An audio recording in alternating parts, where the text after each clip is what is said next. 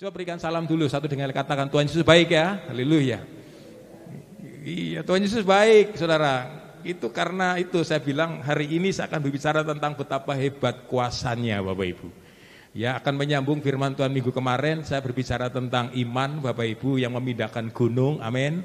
Artinya kekuatan Tuhan itu luar biasa. Karena bicara iman itu kan bicara sentralnya itu tentunya kepada Tuhan, ya kan, yang penentu hidup saudara dan saya. Makanya hari ini pun saya akan nyambung firman Tuhan kemarin yang berbicara tentang iman sebenarnya, tapi versinya berbeda. Saya kasih judul firman Tuhan betapa hebat kuasanya Bapak Ibu. Tuhan itu luar biasa dalam hidup kita. Ya, coba kalau saudara renungkan, coba hari ini situasi yang terjadi di berbagai dunia, bukan di Indonesia. Itu nggak bisa diprediksi dengan situasi dan kondisi yang hari-hari ini orang mengatakan A, si B, bisa berubah Bapak Ibu. Itulah dunia Bapak Ibu yang tidak dipertanggungjawabkan. Belum tentu hari ini saudara merasakan kemudian baik-baik saja ke depan kalau kita di luar Tuhan terus merasakan baik. Amin Bapak Ibu. Karena apa saudara kasih Tuhan? Kita sadar atau tidak sadar saudara bahwa sebenarnya hidup ini penentu skenario dalam hidup kita ini adalah Tuhan. Siapa yang menciptakan? Tuhan. Mulai dari penciptaan alam, segala isi, bahkan kita ini Bapak Ibu. Tuhan yang ciptakan, mengawali dia, makanya dikatakan di kitab Wahyu, ya, bahwa Tuhan itu Alfa dan Omega, yang awal dan yang akhir.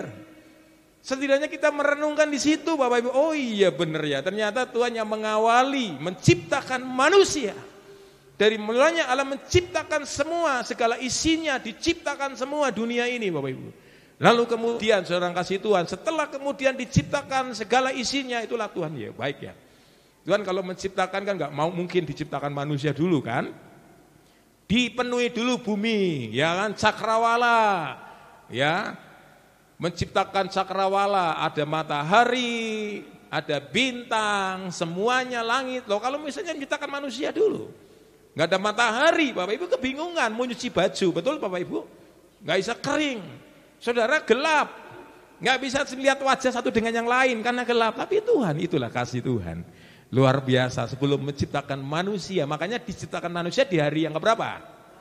Nah, yang keenam. Setelah semuanya diciptakan semua, Tuhan menciptakan manusia. Saudara kasih Tuhan, ketika saya merenungkan ini baik-baik, saudara, iyalah itu Tuhan ya. Dalam hal menciptakan kita ini tentunya pakai perhitungan yang tepat. Itu Tuhan kita. Hari ini Bapak jangan kita pesimis. Kalau hari ini mungkin kita dalam proses. Tuhan itu punya cara Bapak Ibu. Tuhan punya perhitungan-perhitungan. Tuhan gak mungkin memberkati kita berkelimpahan kalau kita nggak diproses dulu. Saudara lihat di Alkitab tuh. Karena saudara tahu manusia kan karakteristiknya kan sering sombong. Ya Pak ya. Jangankan manusia, Lucifer aja saudara itu kan malaikat Tuhan dulu. Dulu malaikat Bapak Ibu diberi kepercayaan. Oh luar biasa, pemimpin pujian yang hebat dia. Tapi saudara lihat kesombongannya dia, oh aku bisa mengatasi. Siapa itu Tuhan? Aku pun bisa. Lalu kemudian diselentik sama Tuhan itu ke bumi kan. Lucifer itu loh, ya kan, Tante Lucy. Ya kan, dia pergi ke bumi menghasut malaikat yang lain. Nah, sampai hari ini tuh pengikut-pengikutnya itu mempengaruhi manusia untuk dia memberontak dengan Tuhan, selalu ngajari hal-hal yang terbalik salibnya itu loh. Ya kan, sebenarnya ingin melecehkan Tuhan karena dia kebencian dengan Tuhan. Tapi hari ini yakinkan ya, setan yang masuk kepada orang di Gerasa berapa itu? Ribuan ya, betul, yang lari ke babi berapa? Ribuan kan? Lihat Yesus saja langsung pada lari. Waktu orang kerasikan setan di Gerasa itu loh, yang memukul-mukul kepalanya dengan batu. Lalu setannya diusir, tangki Yesus lari kemana? Babi, ribuan loh. Setannya berarti nggak satu, pada lari. Karena kita nggak bisa pungkiri. Nah ini coba contoh, Efesus 1 ayat 11. Tiada kita menyadari bahwa betapa hebat kuasanya dalam hidup kita. Tuhan yang punya kendali dalam hidup kita. Makanya coba kita lihat, coba di Efesus pasal yang pertama ayat yang 19 bukan 11. Efesus pasal 1 ayat yang pertama ayat yang ke-19 bukan ayat yang ke-11 ya. Saya baca ya. Sudah dapat ayatnya semua? Oke, yuk perhatikan sama-sama. Dan apa?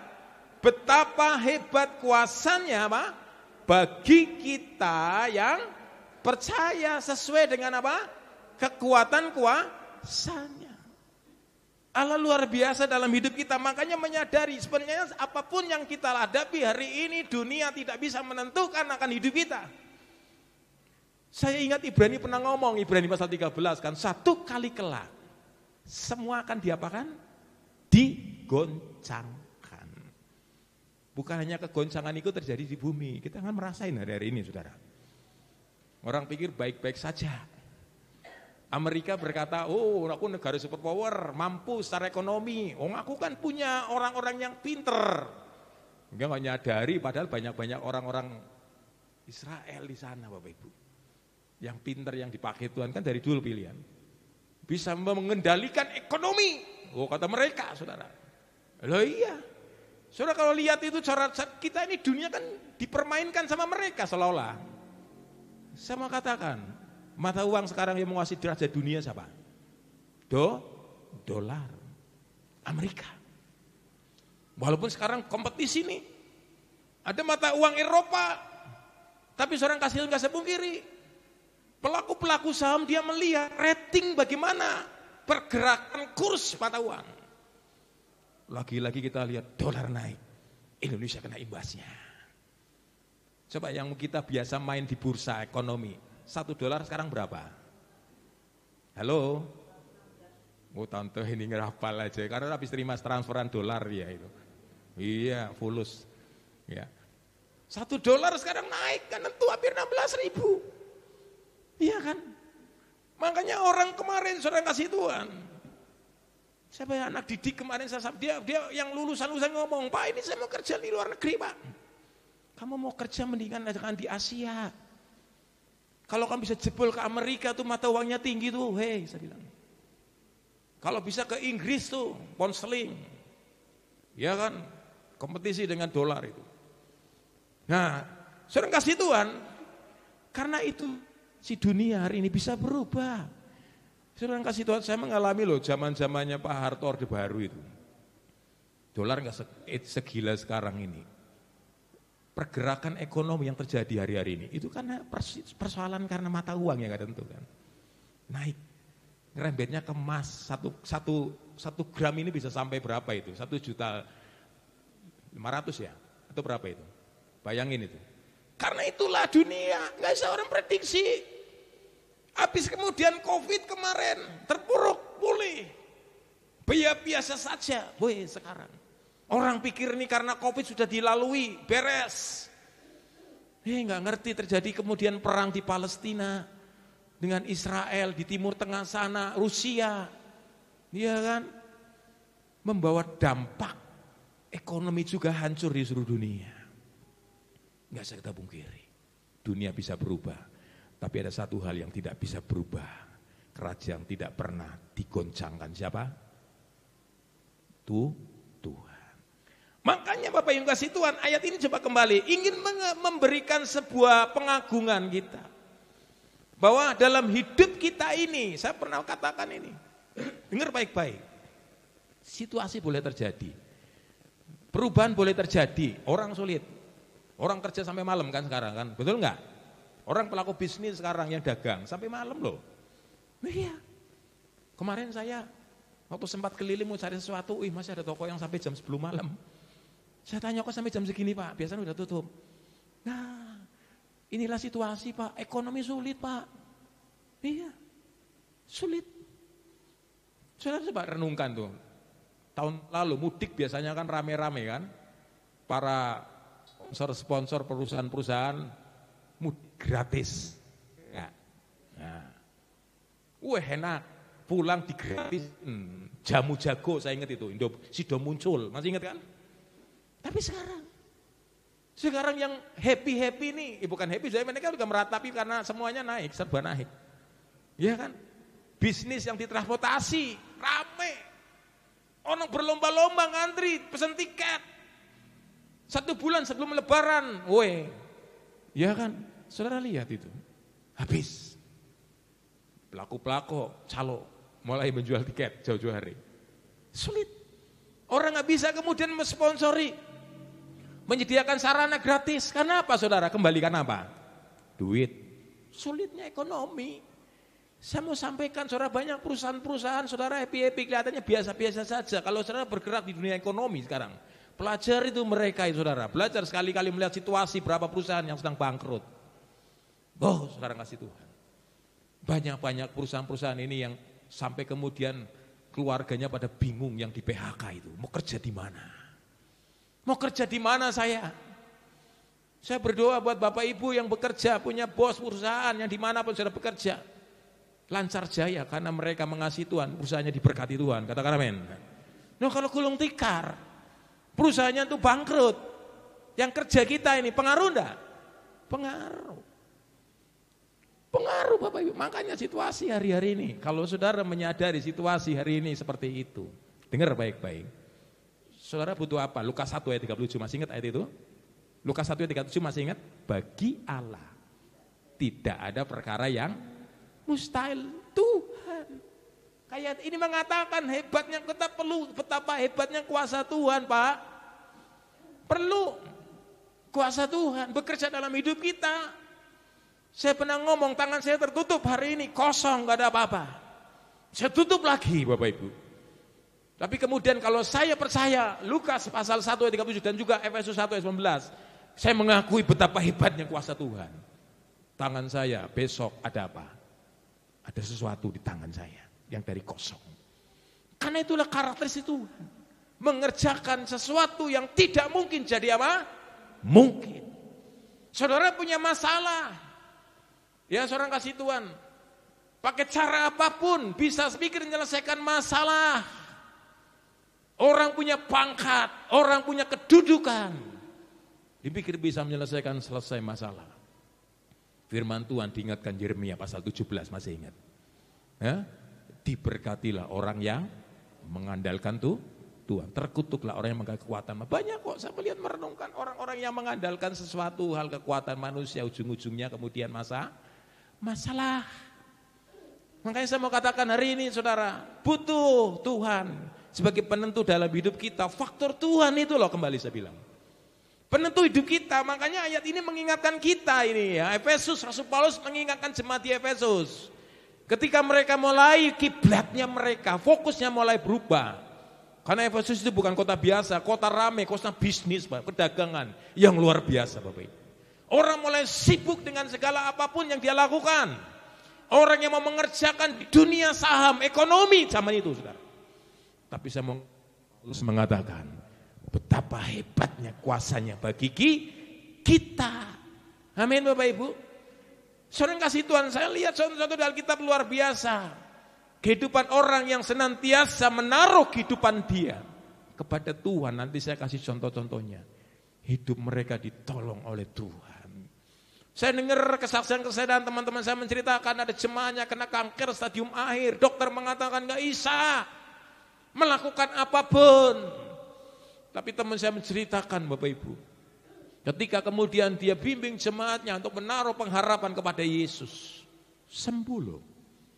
Sementara saya katakan Pak, saya gak pernah berpikir Pak, tadinya dia mau ada sponsor dari Korea yang akan dibawa ke Korea itu, untuk disembuhkan di sana, operasi, pikirnya manusia. Tapi kemudian saya tuntun mereka Pak, untuk mereka terus bergantung, berharap sama Tuhan. Dia jerit istrinya, berdoa minta suaminya, mengambil doa puasa, dia tersungkur di bawah ke Tuhan. Sembuh. Hari ini dia mengatakan, saya senang Pak, sekarang dia aktif kembali setiap ibadah. Makanya Bapak Ibu kasih Tuhan, kalau saudara perhatikan di ayat ini saudara, apapun yang kita sadari, faktor Tuhan kembali saya katakan, yang menentukan orang hidupmu jadi orang luar biasa atau tidak. Jadi penentu hidup kita, sekali lagi saya mau katakan, itu adalah sebenarnya bagaimana kesungguhan kita menempatkan diri Tuhan dalam hidup kita yang utama atau enggak. Makanya dengar baik-baik, sekali lagi saya kutip Matius pasal yang saudara masih ingat itu tentang kerajaan Allah, Matius 6 ayat berapa? Ayo 33. Makanya saya bilang prioritas, cari dulu kerajaan apa? Allah dan kebenarannya, maka semuanya akan ditambahkan. Ya Bapak Ibu ya, makanya saya bilang, karena kita nggak bisa ngerti loh situasi hari-hari ini. Saudara lancar jaya bekerja melakukan apapun. Ya kan? Tapi ingat baik-baik, situasi itu nggak ngerti. Itu misteri loh ke depan loh di luar sana. Jangan pikir baik-baik saja. Makanya Daud pernah ngomong di Mazmur 62, masih ingat enggak? Hanya dekat Allah saja aku tenang. Daripadanya apa? Keselamatanku. Daud menyadari hari-hari yang dilalui. Paulus pun pernah ngomong, selalu ada bayang-bayang apa? Maut. Disitulah kita perlu Tuhan, penentu hidup saudara. Nah, coba perhatikan baik-baik Bapak Ibu kasih Tuhan. Jadi saya bilang faktor Tuhan itu menentukan hidupmu jadi orang luar biasa atau tidak. Saudara mau menghormati Tuhan, ya hidupnya saudara akan luar biasa. Tapi saudara enggak menghargai Tuhan, hidup saudara enggak takut akan Tuhan, hidup saudara tidak serius sama Tuhan. Doa saya sih jemaat Tuhan selalu diberkati Tuhan, katakan amin. Ya. Mengalami hal-hal yang baik, ya saudara itu kerinduan saya. Tapi semua kan faktor Tuhan yang menentukan hidup saudara. Makanya Paulus yang ngomong jemaat di Efesus ini supaya sadar bahwa kehidupan kita ini sebenarnya apapun yang berkuasa di dunia ini. Saya mau katakan, Paulus ngomong, kuasa Tuhan lebih berkuasa dari segala kekuatan apapun yang ada dalam dunia ini. Makanya masih ingat Paulus pernah dia ingatkan kepada jemaat di Efesus juga, di Efesus pasal 6 ayat 10, masih ingat enggak Paulus pernah ngomong? Coba klik di situ deh. Di Efesus 6 ayat 10 mengatakan demikian, hendaklah engkau kuat di dalam apa? Kekuatan kuasanya. Ya kan? Kita harus kuat di dalam kekuatan kuasanya. Paulus ngomong, saudara. Karena Paulus menyadari kalau misalnya musuh yang kelihatan, ya musuh kelihatan kan? Bisa menghindar, oh kletok sih Bapak Ibu. Tapi yang hal ini yang kadang kita butuh pertolongan Tuhan, kuasa Tuhan. Dengar baik-baik. Ketika hidup saudara nih menghadapi musuh yang enggak kelihatan, siapa saudara? Istri saya bilang si kunyuk. Siapa saudara? Iblis. Iblis, enggak kelihatan. Dia bisa kadang nongkrong di mana nih? Di mana nih? Bukan di dada saya, di mana nih maksud saya? Hati. Hati kan kadang bisa iri hati, tersinggung gara-gara orang ngomong. Sedih. Setan ini kadang yang dia berusaha ya ngerangsak ini loh. Bukan lagi sekarang kuntilanak, wewe gombel yang kayak ada orang pocongan. Lihat kemudian yang sering muncul di YouTube itu. Halah jangan itu untuk memperbanyak follower itu. Bisnis follower, saudara dipermainkan toh itu. Tahu ya, sering kan nonton kan pocongan, gebuk pocong kayak gitu. Saya kadang geli. Dia hanya mencari follower saja, kan nanti menciptakan duit itu. Ya Pak ya. Nah makanya jangan kita saudara kayak mengaku. Saudara lihat, wah luar biasa kayak. Jadi sama aja mengagungkan setan. Tapi agungkan Tuhan. Karena peperangan kita, Paulus ngomong, bukan melawan apa?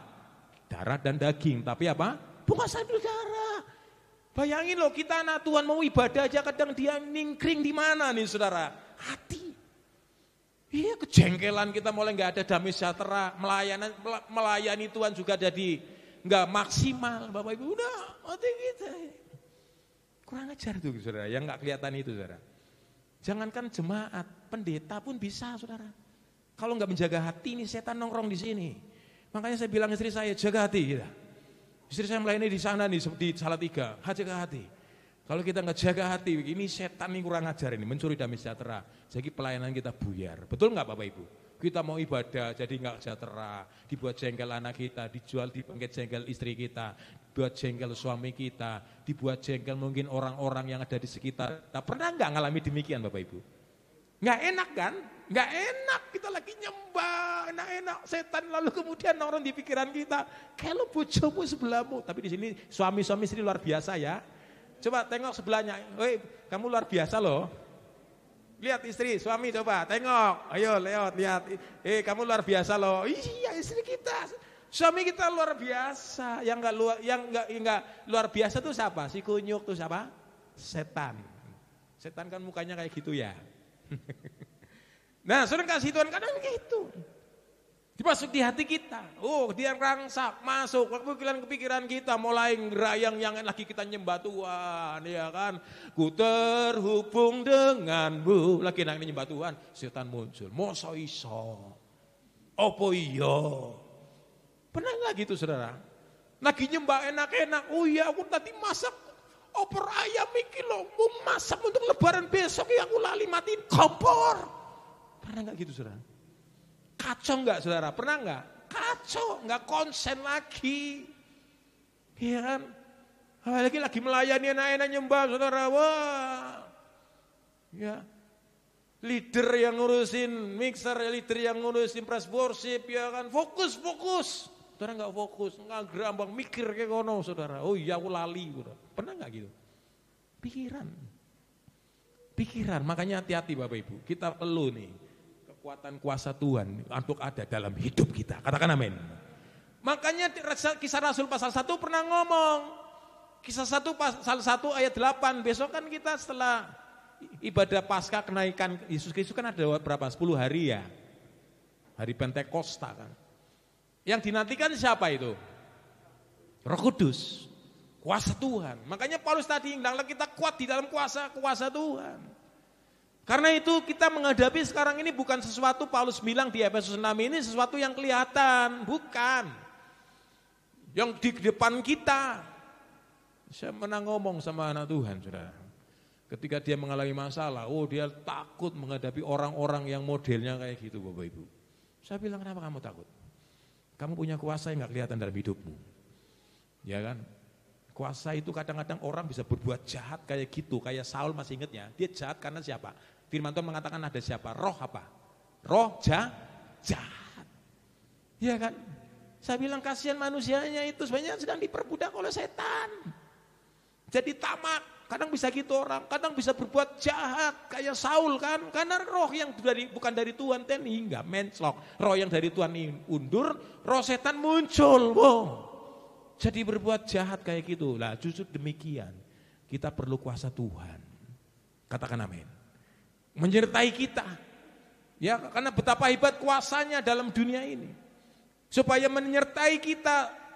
Karena dia sudah menjamin dia akan menyertai kita sampai akhir zaman. Di saat keputekan gitu, masalah yang kita alami rasanya sepaneng sampai membuat darah tinggi. Betul enggak gitu kita? Pernah enggak Pernah enggak kita ngalami gitu Bapak Ibu? Mikir ya kan. Sampai suaminya ngomong, "Ki lo mau minum bodrek. Ki lo mau minum kopi." Iya kan? "Iki lo minum iki." Saya pernah saksikan enggak, pernah cerita teman saya stres ya di luar Tuhan itu loh. Saya lagi layani dia. Juga anak-anak yang pernah saya bina. Saking stresnya minum pil sapi, pernah ngomong saya. Sampai 5 kapsul. Ternyata pil itu membuat orang fly katanya. Tapi kan sementara itu. Enggak menyadari kemudian ketika banyakkan kapsul yang dihantam itu ternyata ginjal. Iya kan? Nah, seorang kasih Tuhan, makanya perlu kita minta kuasa Tuhan. Ini hari-hari ini kita perlu kuasa Tuhan. Hendaklah kamu kuat dalam kekuatan kuasa Tuhan. Paulus bilang di Efesus 6:10, ini kita enggak ngerti, dia akan terus bekerja. Orang punya pakai cara apapun, dengar baik, orang mau melakukan apapun. Tapi saya mau katakan, kita punya Allah yang hebat dan berkuasa dalam hidup kita. Daud, saudara lihat, Saul pakai cara, dia punya tentara, betul kan? Ngejar Daud kan punya tentara.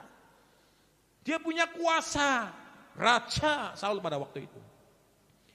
Tapi sedengar baik-baik, Daud punya kuasa Tuhan yang menyertai Daud. Sehingga Daud diluputkan terus dari maut. Berapa kali itu Daud mau ditombak sama Saul, betul enggak? Tapi diluputkan Tuhan. Mungkin hari-hari orang mungkin mereka-rekakan yang dalam hidupmu yang enggak baik. Dengar baik-baik, kita punya Tuhan yang berkuasa, yang terus menyertai kita sampai akhir zaman. Amin. Orang mau bikin sial hidupmu, orang mau membuat kamu jahat, orang mau melakukan apapun dalam hidupmu. Tapi ketika ada Tuhan yang menyertai engkau, pikirnya lagi sepaneng. Roh Kudus muncul, kadang demikian kan. Memberi hikmat. Kilo harus ngene nang, harus ngene kamu lakukan. Kamu ketemu si A lo, kamu ketemu si B lo, kamu ketemu orang yang gini lo. Itu bukan kebetulan sebenarnya. Tapi kadang-kadang itu cara Tuhan. Tuhan gak mungkin pakai cara-cara dia langsung turun dan jegrik gitu loh. Karena Tuhan kita kan luar biasa kemuliaannya. Betul gak saudara? Usa ceroboh aja mati ketika menyentuh tabut Allah. Karena Tuhan kita berkuasa. Makanya Tuhan kadang bisa pakai apapun. Dengar baik-baik, Tuhan bisa pakai apapun. Dengar baik-baik, Elia diberi makan siapa? Halo? Elia diberi makan siapa? Burung gagak. Itu kan cara Tuhan. Cara Tuhan. Saya ingat itu siapa itu ya, yang bebal Bang Bilem apa siapa itu ya, yang akhirnya kudanya ngomong, mengingatkan itu. Iya kan? Dipakai, mengingatkan dia, karena ini orang sombong amat, diingatkan gak sadar-sadar. Jangan sampai binatang pun bisa Tuhan pakai loh, mengingatkan kita. Tuhan pakai cara, ya kan?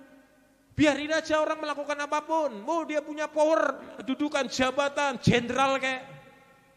Tapi kalau Tuhan punya cara, Tuhan bisa pakai orang-orang tertentu untuk membela, menolong kita. Katakan amin. Itu cara Tuhan.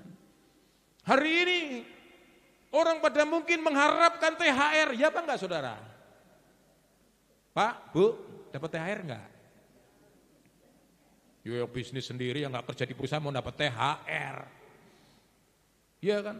Bos kita ini lagi mau giliran ngarep ke THR, bos kita ngomong, yang kerja ini contohnya. Hari ini mau sorry ya, kita nggak bisa beri tunjangan hari raya. Karena ini perusahaan lagi mengalami collab. Anda beruntunglah sekarang masih bisa saya terima sebagai karyawan di tempat ini. Wow, pada kecewa. Tapi Tuhan kita, dia bisa pakai apapun. Seperti di Elia. Sekalipun orang saat itu nggak memperdulikan Elia. Tuhan kirim makanan berlipat-lipat ganda melalui burung gagak. Katakan amin saudara. Nah, perhatikan di sini. Kalau saudara perhatikan di Efesus pasal 1 ayat 19, Tuhan ingin membawa kita demikian loh. Ada dua faktor yang ada dalam hidup kita.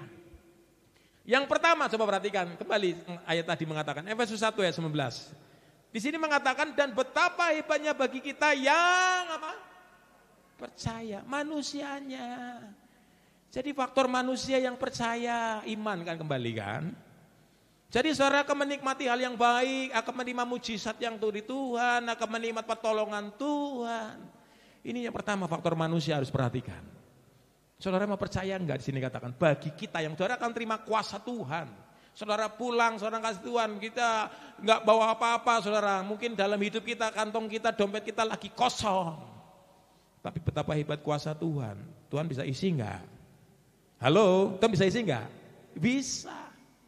Tuhan bisa, karena hebat kuasa Tuhan. Jangan disepelekan loh, kuasa Tuhan.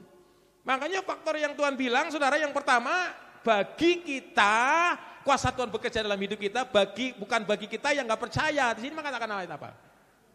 Yang percaya. Jangan cuma kita lagu gini, hatiku percaya, hatiku percaya, terus. Hatiku percaya, selalu ku percaya. Saya bilang ini, dalam hidup kita harus tetap percaya. Jadi faktor yang pertama ya saudara, yang membuat Tuhan kadang gak bekerja. Ayat ini mengatakan hebat kuasa Tuhan, sehingga kita mengalami kehidupan kayak Yusuf yang orang biasa-biasa saja. Dia bisa mengalami sesuatu yang hebat, yang besar, dia jadi seorang Perdana Menteri. Karena ada kuasa Tuhan yang hebat. Tapi persoalannya karena Yusuf percaya. Ya Pak ya. Abraham, halo, dia punya anak Sarah itu umurnya berapa? Ya? 90 tahun, ada yang mengatakan? Boleh. Nah, saudara yang kasih Tuhan, saya mau mengatakan terjemahkan gini loh, Sarah itu sudah apa? Menopause harusnya. Usia hampir mendekati 100 kok. Iya tahu. Tapi dengar baik. Abraham terkenal bapak orang yang percaya. Ada ayatnya saya lupa di Roma apa? Sekalipun tidak ada dasar. Tapi seorang kasih Tuhan, dia punya faktor Tuhan ini loh. Dia tetap percaya. Makanya hal yang tidak mungkin kuasa Tuhan dibuktikan Sarah yang saat itu dikatakan mandul, menopause ya kan, nggak mungkin bisa usia udah lanjut usia. Punya anak nggak? Punya. Ida kan ini keturunan sampai hari ini. Keturunan siapa? Ishak. Ya. Saya ini belum kelakon ya istilahnya, belum saya keturutan nih. Saya pengen buat sebenarnya waktu khusus ini buat jemaat Bible Study. Pelajaran saudara, supaya mengerti loh dasar-dasar iman, pembedahan tentang Alkitab, supaya kita ini punya pemahaman tidak salah. Saya rindu sebenarnya, tapi doakanlah Bapak Ibu. Jadi kita mau belajar, jadi nggak asal kita ini langsung, pengajaran ini kan banyak sekarang hari-hari ini, hati-hati loh. Sekte-sekte yang muncul baru ini. Kita perlu dasar yang kuat firman Tuhan. Karena firman Tuhan mengatakan iman timbul dari apa? Halo, iman timbul dari apa? Firman Tuhan.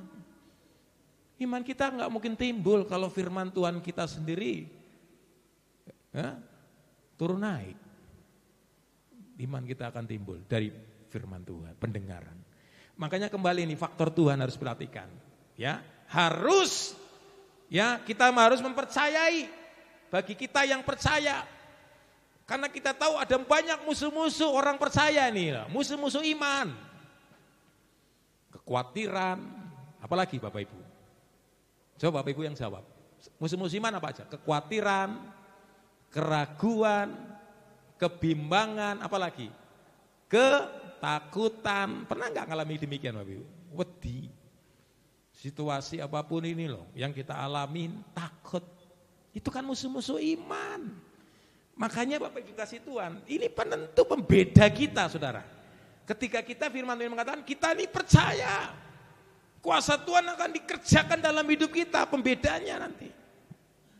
Dalam situasi apapun yang saudara alamin. Sekali lagi saya ceritakan kisah tentang mengelilingi tembok Jericho. Masih ingat ya? Siapa yang melakukan itu? Yosua. Dia kelilingi bersama tentaranya Bapak Ibu. Mengelilingi tembok Jericho yang tebalnya begitu rupa. Tapi yang menyebabkan faktor pembeda kemudian tembok Jericho hancur runtuh karena apa saudara? Kadang saya merenungkan gini. Kalau saat itu orang-orang sing mengelilingi itu, dia nggak punya iman, percaya, temboknya runtuh enggak? Halo? Enggak mungkin runtuh Pak. Enggak mungkin. Tapi karena percaya. Alkitab pernah mencatat itu ketika orang-orang Israel mengelilingi tembok Yeriko itu, orang kan nggak menceritakan di situ orang-orang kira-kira dinyek apa sudah? Dihina enggak? Kayak wong Israel sinting ya. Ngelilingi berapa kali Bapak Ibu? Halo? Sing ngelilingi suruh ngapain ketika ngelilingin? Apakah kemudian ngobrol, mau ibadah ngobrol-ngobrol dulu ndak? Ketika dalam hadirat Tuhan apa? Menang. Tuhan ngomong. Diam aja ya, tunggu waktunya komandoku. Ngeliling tembok Yeriko. Karena dia sedang dibawa bangsa Israel sebenarnya masuk dimensi rohnya Tuhan.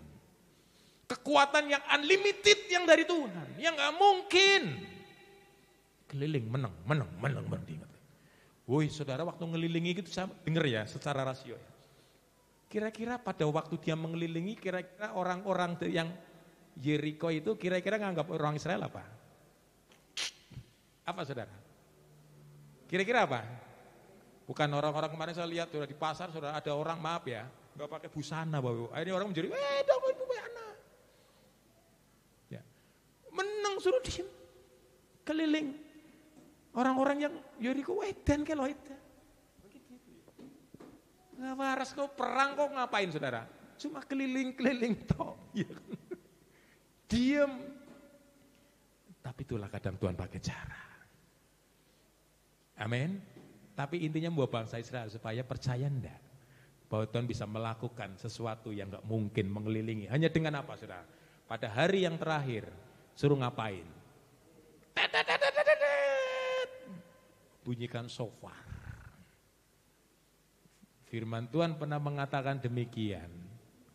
Allah bertata di atas apa? Halo, firman Tuhan mengatakan Allah bertata di atas pujian. Maka jangan dianggap remeh loh pujian itu loh. Oh iya, luar biasa. Makanya tim PW yang luar biasa pelayanan kita kalau nggak ada mereka. Perhatikan dengan baik. Kadang-kadang ini pelayan firman tuh ibaratkan ini kan kayak bajak pujian, bajak tanah itu loh. Iya kan? Sehingga yang naburin ini enak, tanahnya udah gembur, blang blang blang blang blang. Siapkan hati dengan baik. Saudara ini ibaratnya ini seperti Bani Asap. Ya kan, Bani Asap ini kan orang Lewi. Ya, pujian. Yang memimpin pujian, barisan pujian. Makanya Daud setiap dia perang selalu ada orang-orang ini. Menempatkan orang-orang yang selalu memberi pujian bagi Allah. Karena itu menciptakan, seperti dikatakan, ya kan, Allah bertata di atas pujian loh. Iya. Pujian umat Tuhan. Makanya Bapak Ibu kasih Tuhan, faktor manusia itu penentu hidup saudara. Hari ini saudara mau terima baik enggak? Mau terima baik enggak? Mau terima mujizat dari Tuhan enggak? Makanya hari ini tetap percaya apapun yang saudara alami hari ini. Jangan kita menjadi orang yang pesimis, dalam kita menjadi ragu.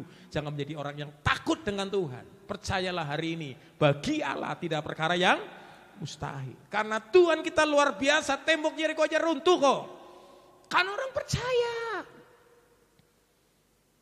Dengar baik-baik. Bangsa Israel waktu dikejar tentara Firaun, dia pernah apa? Melewati apa? Halo? Laut mati kolsom kan? Lautnya ngapain itu? Bisa melewati laut. Terbelah menjadi dua. Kok iso? Saya kadang merenungkan gini, kalau saat itu bangsa Israel keras kepala, gak nuruti aturan Musa untuk percaya, tenggelam mereka ya tentara Firaun. Mereka kan bisa melewatin. Percaya, sepakat, Musa pegang tongkatnya, dia bawa bangsa Israel untuk menyatukan imannya kepada Tuhan. Dan saudara lihat pekerjaan yang dibuat Tuhan. Laut itu bisa dibelah. Kemudian luputlah bangsa dari kejaran tentara Firaun sudah geram itu. Wis pokoke bangsa iki aja sampai ono urip iki. Habisi semua mereka. Iya kan? Tapi Tuhan mengasihi mereka, kan mereka sepakat. Musa mengangkat tongkat mengagungkan Allah. Laut terbelah. Mereka bisa melewati laut yang begitu ganas kata orang untuk menjadi jalan, membuka jalan mereka untuk terima keselamatan yang dari Tuhan. Begitu bangsa saya melewati lautan dan yang sudah dibelah, lalu kemudian tinggal orang yang ngejar itu siapa? Firaun di belakangnya. Lalu dikuburkan mereka dengan laut itu karena ingin membuktikan ikilah kuasa Tuhan yang jauh melebihi dari kuasa apapun. Katakan amin. Makanya faktor yang pertama harus diperhatikan baik-baik. Biar kita mau tetap percaya kepada Tuhan, karena faktor iman itu menentukan hidup kita. Dikatakan tadi, coba klik kembali, Efesus 1 ayat 19, bahwa Tuhan yang kita sembah Allah yang luar biasa. Makanya betapa hebat kuasanya bagi kita yang percaya. Pertanyaan saya, saudara percaya enggak sama Tuhan? Saudara percaya enggak hari ini yang tongpes? Maksudnya jangan tongpesnya yang percaya. Maksudnya tongpes pulang kemudian saudara akan mendapat berkat Tuhan. Nah iya, harus percaya. Karena kadang kalau kita berjalan dalam tracknya Tuhan, ya kan, dengar baik ini. Kita akan senantiasa kita menghadapi sesuatu yang unlimited, yang rasanya nggak mungkin. Kan itu musuh iman. Orang berkata nggak mungkin. Tapi bagi Allah apa? Terlalu mungkin. Bagi Allah nggak ada perkara yang mustahil. Orang, aku menghadapi masalah nih, nggak ada yang bisa nolong saya nih. Gak terpikir ketemu orang yang bisa menolong kita. Dengar baik-baik, kalau bukan karena Tuhan, kita tidak bisa berbuat apa-apa. Yohanes 15 mengatakan, masih ingat di situ mengatakan ada, tinggallah di dalam aku dan aku di dalam kamu. Sebab di luar akan aku, kamu gak bisa berbuat apa-apa. Hari ini saya bilang Bapak Ibu, faktor manusia harus kita mau yang mulai lemah iman kita, mulai enggak percaya. Karena firman ini menunjukkan Tuhan akan bekerja hebat kuasa dalam hidup. Ketika di sini mengatakan bagi kita, di garis bawah ya, yang percaya. Ya, jangan ragukan Tuhan lah, jangan kita khawatirkan Tuhan. Amin Bapak Ibu. Jangan kita bimbang hari-hari, jangan takut Pak. Masa depan kita serahkan sama Tuhan. Kan sudah menjamin kok 1 Petrus pasal 5:7 pasti kan enggak. Serahkan segala kekhawatiranmu kepadanya. Karena Ia yang memelihara kamu. Artinya Tuhan menjamin hidup kita melalui Petrus yang ngomong. Bahwa hidup saudara ini di tangan Tuhan. Tergantung faktor manusianya ini saudara. Mau percaya enggak? Yakin enggak? Amin. Kita punya hal. Pekerjaannya enggak bisa ditinggalkan. Terus aku tinggalkan dulu enggak apa-apa. Karena aku mau menghadap Tuhan. Ya kan? Ora iso. Teman-teman ngomong, ora iso. Kau tinggalin masalah. Dengar baik-baik. Yang menentukan siapa sih? Baik buruk hidup kita? Tuhan. Maka itu biar saya harap ada faktor pembeda dalam hidup kita. Orang yang percaya dan yang tidak percaya. Orang yang percaya jangan heran kau pulang dari tempat ini. Sesuatu yang spektakuler, sesuatu yang gak mungkin dalam hidupmu. Tuhan bisa buat seperti Yusuf. Bisa buat seperti Abraham. Bisa buat seperti Nuh. Saya banyak mengalami pengalaman ini kok. Makanya karena pengalaman-pengalaman yang pernah saya alamin. Ketika Tuhan ngomong, Dev, mau gak kamu melayani Tuhan? Siap. Iya saudara. Karena saya melayani Tuhan. Karena menyadari hidup aku itu siapa. Karena semua karena anugerah Tuhan. Saudara bisa sehat hari ini, katakan amin. Semua karena faktor Tuhan. Saudara bisa diberkati Tuhan sampai hari ini. Semua karena Tuhan yang membuat saudara hidup sampai hari ini. Makanya saudara kasih Tuhan. Bereskan faktor manusianya ini. Pertanyaan saya. Sudahkah Anda menjadi orang yang sungguh-sungguh mengasihi Tuhan atau percaya tidak? Atau masih ragu dengan persoalan yang saudara alami? Saya percaya di tempat ini kita adalah orang-orang yang tetap percaya kepada Tuhan. Karena mujizat masih ada sampai hari ini. Masih ada Pak, gak usah kita bingung Bu. Situasi gak menentu hari ini. Nyatanya saya mau katakan, di situasi yang sulit hari-hari ini, saya mau tanya ya, jujur ya, jujur. Saudara masih punya uang enggak? Ah yang benar, masih punya uang enggak? Masih kan, artinya apa? Tuhan masih memberkati saudara kan? Iya. Kadang-kadang saya dengar, kalau kebaktian kami itu kan saya kadang dengar nguntip bisa di belakang main musik. Jadi kesaksian mereka, luar biasa, sulit mengalami sulitnya, angelnya ekonomi. Tapi masih ada orang-orang yang selalu merasakan berkat Tuhan, katakan amin. Orang kalau berobat mahal enggak Pak? Bu, berobat rumah sakit mahal enggak? Mahal. Disitulah kita syukuri saudara sehat, itu anugerah Tuhan. Amin, halo. Teman saya menceritakan, menasaksikan kan. Dia menghabiskan uang gara-gara dia harus check up. Guru check up toh. Bolak-balik ke luar negeri karena ada bagian dari organ tubuhnya tuh yang koslet. Tahu koslet saudara? You know koslet? Nah, tahu koslet Bapak Ibu? Masalah ini loh di dalam bagian organ tubuhnya. Coba saudara pegang sini nih. Ini apa ini? Nadi. Saudara kadang merasakan detak jantung enggak? Ya? Iya kan? Itu kalau Tuhan mandekin ya jantung itu loh. Masalah enggak? Masalah. Kemarin di mana ya cerita ya? Salatiga apa di mana itu ya? Itu cerita lagi mereka kerja jagong tutup ngerjain. Pura-pura tidur, dipikir tidur, tiba-tiba apa yang terjadi? Dibangunin enggak bangun-bangun. Kemana dia? Game. cek, oh ternyata jantung. Iya. Sadar nggak kita kira-kira bahwa organ itu ternyata bagian-bagian itu milik Tuhan. Semua Tuhan. Oh iya loh Bapak Ibu. Betul. Paru-paru. Wah. Iya kan? Kalau paru-parunya misalnya kita bolong-bolong nggak karuan, nggak beres, masalah enggak? Masalah. Ya. Ternyata teman saya meninggal ya gara-gara paru-parunya koslet kok. Koslet. Ada orang, maaf ya, dengar baik-baik. Makan ya kira-kira. Matinya makan bukan karena kolesterol atau apa. Tahu saudara? Keselak bakso. Lucu kan Bapak Ibu? Bisa nggak mati Bapak Ibu? Nggak hati-hati sih daging bakso harus dikunyah dulu sampai lembut, dilelek saudara ya. Nyendat di sini loh. Tahu nyendat?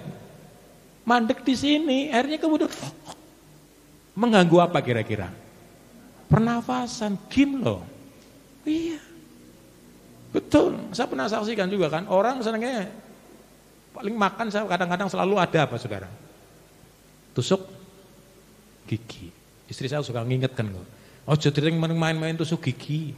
Tapi yang kira-kira giginya bolong ada di sini? Ada enggak? Kalau gigi sakit gigi nggak enak ya Bapak Ibu. Tapi yang kadang buat saya menghambat ya. Ketika apa saudara? Daging makan nyokot, apalagi ini mau lebaran ya. Kita kan sering makan lontong opor ya. Saya biasanya kalau sebentar pulang nih tetangga atau apa ada lontong opor di meja itu. Selalu ada ayam kan. Daging ya ganjel. Enak enggak saudara? Terpaksa ngambil? Teman saya pernah keselilitan daging ya yang bolong ini ya, dicukil-cukil itu loh. Dicukil-cukil dia kalau tusuknya bersih nggak apa-apa, dia sembarangan kebiasaan nyongkelin giginya kemasukan apa pakai barang logam tahu ya, bukan lidi ataupun biting tahu ya. Kayak kayu itu. Logamnya padahal infeksi berkarat, dicungkil-cungkil, infeksi akhirnya anfal. Matinya bukan dicokot apa digigit, dipatok kobra bukan. Tapi karena apa? Infeksi. Hari ini sehat. Semua karena Tuhan, katakan amin. Makanya syukuri Bapak Ibu kasih Tuhan. Ini karena apa saudara? Percaya, percayakan semua sama Tuhan. Masa depan kita, kehidupan kita. Buat yang muda, mari serahkan belajar sama Tuhan hidupnya.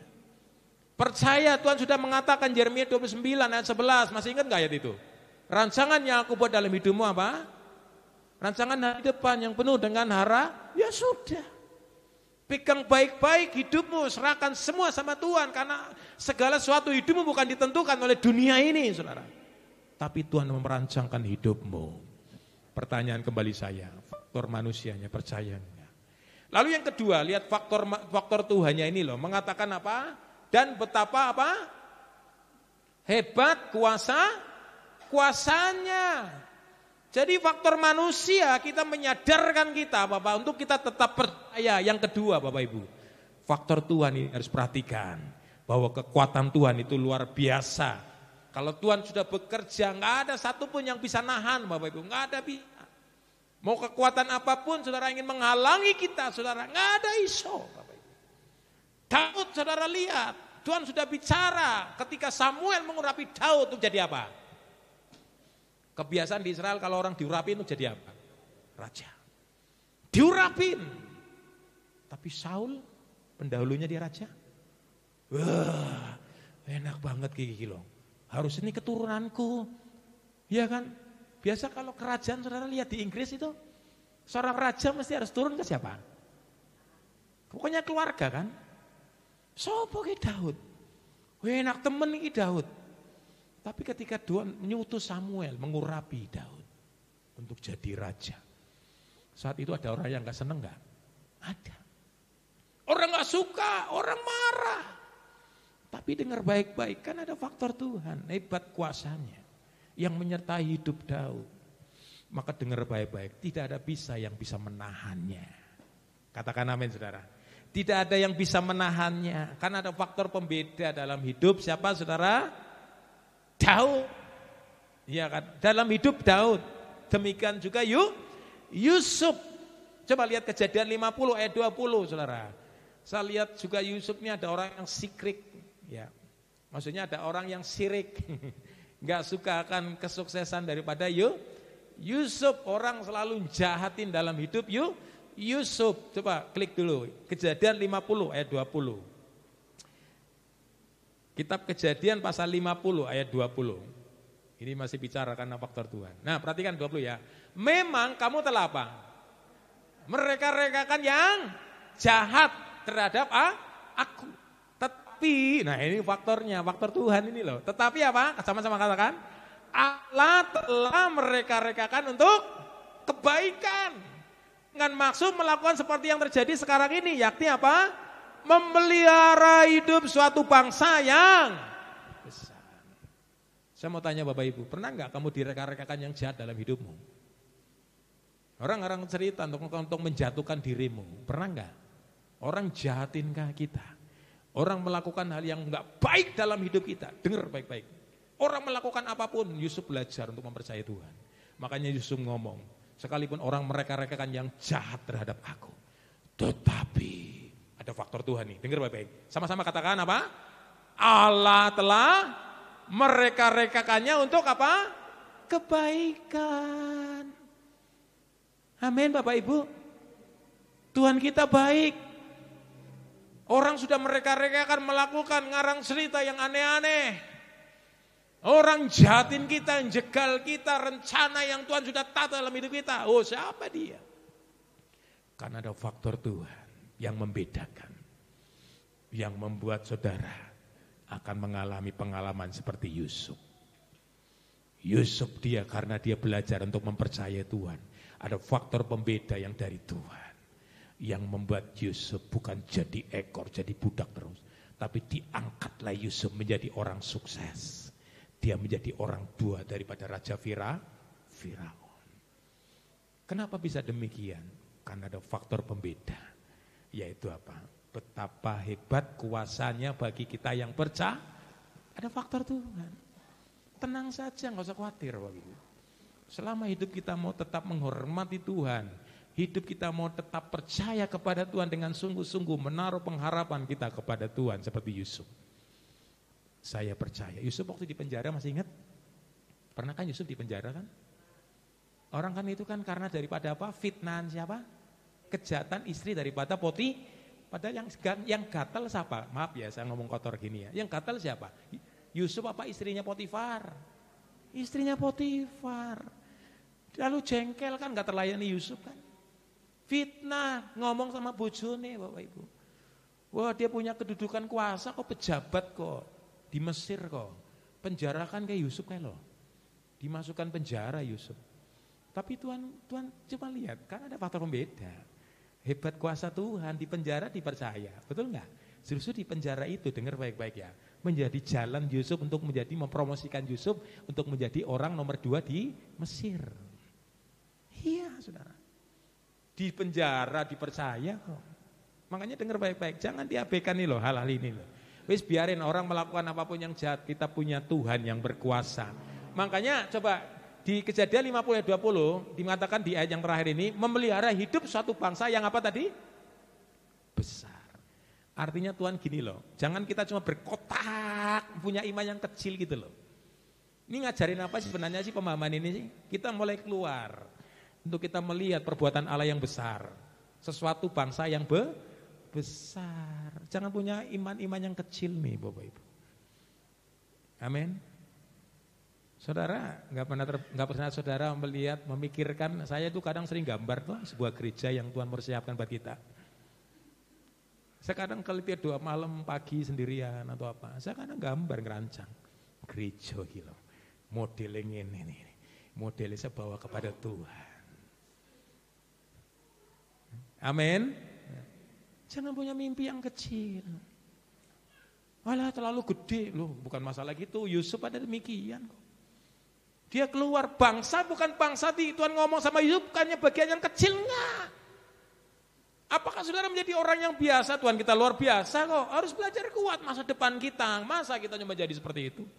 Bermimpilah sama kayak Yusuf. Di bawah Tuhan dia untuk sebenarnya membawa paradigma Yusuf ini secara rohani keluar melihat sesuatu yang besar yang mempercayakan. Apakah Yusuf hanya menjadi kepala penjara saja saat itu? Enggak. Di bawah Tuhan, dengar baik-baik, untuk perkara-perkara yang besar, yaitu dia menjadi pemimpin nomor 2 Mesir. Artinya apa, saudara? Tuhan kalau mengerjakan sesuatu itu, dengar baik-baik, itu bukan hal yang kecil. Siapa yang percaya bahwa Tuhan akan melakukan yang besar dalam hidupmu? Iya. Terlalu mungkin, Pak. Yes, pasti. Hari ini engkau hanya bagian kecil melayani sebagai pelayan gereja. Jangan dipikir ke depan engkau akan dipakai Tuhan, bukan hanya di kalangan untuk gereja GBC Tuhan. Jangan kaget engkau bisa menjadi perkara-perkara kayak Yusuf, menjadi berkat bagi bangsa-bangsa. Amin. Saya punya teman, dulu pelayanannya saya tidak tahu, saudara. Dia hanya ngepel gereja, perkara kecil. Pendetanya belum teko, dia udah datang bersih. Dia melakukan perkara, bantu-bantu. Tapi sekarang dia menjadi orang hamba Tuhan besar di New Jersey. Karena dia melihat bahwa perkara Allah itu besar dan ajaib. Firman Tuhan mengatakan, biar kita mau bekerja dari perkara-perkara yang kecil, lalu Tuhan akan memberikan perkara yang besar. Asalkan kita mau taat dengan Tuhan. Lanjut, saudara. Karena apa, saudara? Kenapa kita selalu melihat faktor Tuhan ini? Betapa hebat kuasanya. 1 Samuel coba pasal 2 ayat 6, klik. 1 Samuel pasal 2 ayat 6, coba kita melihat sebelum kita selesai. Mengatakan demikian. Di 1 Samuel pasal 2 ayat yang ke-6, Tuhan apa? Mematikan dan menghidupkan, ia menurunkan dalam dunia orang mati dan ada kata-kata mematikan dan menghidupkan. Doa saya hidup kita enggak mati rezeki, mati ekonomi, ya kan? Karena Tuhan ini menentukan, dia bisa mematikan hidupmu loh. Dengar firman Tuhan, Tuhan bisa mematikan dan menghidupkan dalam dirimu. Saudara percaya Tuhan akan menghidupkan dirimu walaupun saat ini mungkin saudara mengalami kesulitan? Makanya jangan aneh-aneh sama Tuhan. Belajar menghormati Tuhan. Karena Tuhan ini yang bisa faktor pembeda. Bisa mematikan, bisa menghidup. Ayat terakhir coba, Wahyu 3 ayat 7 coba, lalu kita selesai. Wahyu 3 ayat 7. Wahyu pasal 3 ayat 7 mengatakan demikian. Dan tuliskanlah kepada malaikat jemaat di mana? Saya suka nih jemaat ini. Di mana? Philadelphia. Inilah firman dari yang kudus, yang benar, yang memegang apa itu? Kunci Daud. Apabila ia apa? Membuka, tidak ada yang apa? Menutup. Apabila ia menutup, tidak ada yang dapat. Saya suka ayat ini Bapak Ibu. Tuhan cinta banget sama jemaat di Philadelphia. Jangan kayak Laodikia ya, dimuntahkan Tuhan. Kesannya ayat ini ingin mengingatkan saudara jemaat di Philadelphia bahwa apa? Tuhan yang memegang apa? Kunci. Saudara hari ini mau pulang naik motor kan? Ada yang naik motor kan? Kalau kuncinya hilang, apakah bisa pulang? Kunci rumahnya dikunci mau berangkat. Saya pernah kunci sampai ketinggalan dalam kulkas, saya nyari-nyari loh. Kunci kok bisa dalam kulkas ya? Maklum ya faktor U ya. Tahu Bu faktor U Bu? Usia ya Bu ya? Usia. Saya pernah teman saya tuh loh ribut saudara. Marah-marah, kacamata kunti ngamuk-ngamuk sampai istrinya Bapak Ibu. Lah kayak kacamatamu di sini dibatuk saudara tahu ya? Dia taruh di sini kacamatanya, ngamuk-ngamuk sama istrinya. Ternyata kacamatanya di sini nih. Loh itu kacamatanya nempel di atas jidat kok. Iya kan? Kalau misalnya hari ini kuncinya hilang, bingung kan? Termasuk bandrek, tapi kan repot kan? Kunci. Tuhan bilang katakan, dia megang kunci di sini. Penentu hidupmu. Saudara mau terima sesuatu yang hebat, yang besar, Tuhan memegang kunci. Kalau hari ini misalnya Tuhan bilang, sama si A nih, si C yang gak sebut ya. Aku mengasihi dia karena dia menghargai aku, dia mengasihi aku. Kira kuncinya tak bukain ya. Kunci kerajaan surga, perbendaharanya Tuhan buka. Klik, ya kan. Tak. lalu kemudian dibukakan, turunkan ke kita. Jangan kaget ya Bapak Ibu ya. Saudara nanti akan ngomong seperti firman Tuhan, apa yang tidak pernah didengar, apa yang timbul dari hatiku, itu yang disediakan Tuhan bagi orang yang mengasihi apa? Tuhan, karena Tuhan yang pembedanya ini, Tuhan yang memegang kunci dalam hidup kita. Orang berusaha menutup dalam hidup kita, kata orang dunia kan rezeki ya, tapi kita berkat ya. Orang berusaha untuk menutupi ekonomi berkat dalam hidup kita. Orang berusaha untuk menghalangi, merintangi berkat dalam hidup kita. Dengar baik-baik. Tapi firman Tuhan mengatakan, apabila ia membuka, tidak dapat apa? Menutup. Amin saudara. Orang mau pakai apapun cara yang licik. Orang mau pakai apapun untuk menghalangi, merintangi kesuksesan kita. Tapi kalau Tuhan bilang, tolong ke si ayah, aku akan membukakan pintu berkat dalam hidupnya. Maka tidak ada satupun firman Tuhan mengatakan yang menutup. Tapi apabila kita berbuat kesalahan, apabila Tuhan nutup berkat, dijauhkan kalau bisa dalam hidup kita. Tidak ada satupun orang pakai cara apapun. Orang tekuk ringkuk ya bahasa Jawa ya. Tapi dengar baik-baik, kalau Tuhan itu yang menutupnya. Ini yang saya takutkan saudara. Mau lakukan cara apapun yang kita mau lakukan. Kalau Tuhan menutupnya, tidak bisa satupun orang yang bisa membukakan apa?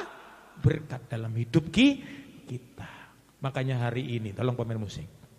Biar hidup saudara dan saya, kita mau tetap dalam hidup saudara dan saya. Untuk kita mau tetap percaya bahwa sebenarnya hidup saudara itu di tangan Tuhan. Karena hebatnya kuasa Tuhan yang sudah dianugerahkan dalam hidup kita. Siapa percaya hebat kuasa Tuhan hari ini angkat tangan? Jangan ragukan Tuhan Bapak Ibu. Faktor manusia harus kita bangun hari ini. Kemanusiaan rohani. Harus kita mau tetap upgrade dari hari ke hari. Yang mulai hari ini mulai menghadapi ketakutan-ketakutan situasi apapun. Mulai ragukan Tuhan. Yang mulai mengkhawatirkan karena masalah dalam keluargamu. Karena masalah dalam hidupmu. Karena masalah dalam masa depanmu hari ini. Percayalah hari ini saya ngomong. Bahwa ada faktor pembeda dalam hidup kita. Kuasa Tuhan terjadi dalam Yusuf. Engkau pun akan alami ketika kau membangun rohanimu untuk kau tetap percaya kepada Tuhan. Firman Tuhan ini mengatakan betapa hebat kuasanya bagi siapa saudara? Yang percaya kepada Tuhan. Pertanyaan saya hari ini, masihkah saudara percaya sama Tuhan hari ini? Masihkah saudara meyakinkan kalau Tuhan membuka pintu tidak ada yang bisa menutupnya? Tapi itu hari ini, mari kita arahkan kepada Tuhan. Kita mau tetap percaya kepada Tuhan. Mari kita menghadap ke Tuhan. Arahkan mata rohani kita. Kita tutup Alkitab kita. Konsentrasikan hari Tuhan di tengah-tengah kita.